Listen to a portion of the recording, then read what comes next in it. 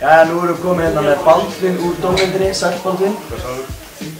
Hverju eru þið svona helst að leita eftir í ár?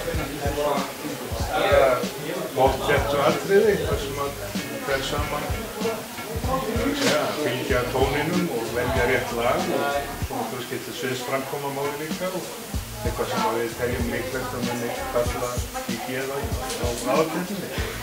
Einhver svona pressaður dómari, er þetta bara með afslappa svona í sætinu bara? Fylgjast með? Það er bara annar dagur í vinnunni. Hver er svona tengst þín við tónlist og annað? Ertu búin að vera í hljómsveitum eða hefur bara mikið viðkvæmst? Bæði. Ég byrjaði hljómsveit 76 og hætti ballspilamennsku fyrir svona 15 árum. Svona frægastur fyrir annar jólasveitin í jólahjólinn í Þingvallavatni. En ég náði aldrei að verða frægur. Við hefum talað svona haspinn. Ég svona almost was frægur.